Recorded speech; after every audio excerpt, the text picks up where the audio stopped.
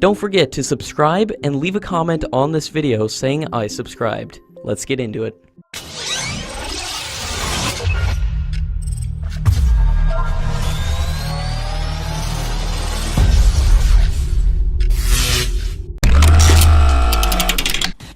According to latest media reports, the Indo-Russian joint project to co-develop a next-generation fighter jet had fell through, after DRDO had insisted that it had all the technologies for such a project, and is in the process of developing it indigenously. The deal was to make a tailored jet for India, with 4 flying prototypes to be delivered by 2019, and it also included production facilities for at least 127 aircraft in India. Sources said that a top-level meeting was held by the Prime Minister's office to discuss the FGFA project, during which the Air Force expressed reservations on the Russian proposal, and the response of DRDO sealed the fate of the program. The deal has been called off, and India might purchase the jets in the future, if it fulfills the technical requirements of the Indian Air Force. India has already paid $295 million to Russia for the preliminary design phase of the project, and the termination of the deal meant that this money will go down the drain.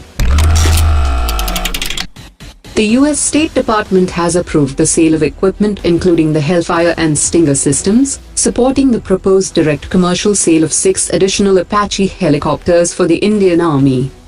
The total estimated cost of the program is $930 million, which also includes simulators, communication equipment, spare and repair parts, training and other support.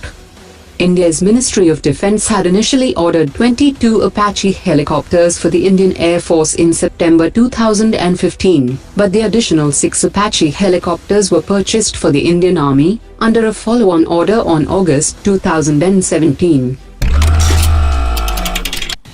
In yet another boost to the Indian Army, the Smerch systems were successfully tested at Pokhran Field Range, and it achieved a range of 90 kilometers, which was witnessed by a team of senior Indian Army officers and Russian scientists. The upgraded Smerch system have been developed jointly by India and Russia, and it uses stabilizers that were made at the Ordnance Factory Board. At a time when Hindustan Aeronautics Limited have offered to sell 40 additional Su-30 aircraft to India, it seems that the Air Force is not keen to add more of these fighter jets in its inventory. According to sources, the Indian Air Force does not seem to be very keen on acquiring the aircraft, due to the heavy cost of maintenance, which makes them very expensive to manage in the long run.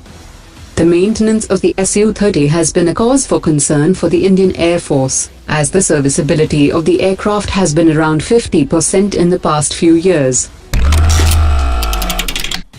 India and Kazakhstan have agreed to boost their bilateral cooperation in the area of military industry. This agreement was reached during the 5th Joint Intergovernmental Kazakh-Indian Group meeting on military technical cooperation, which was held in Kazakhstan.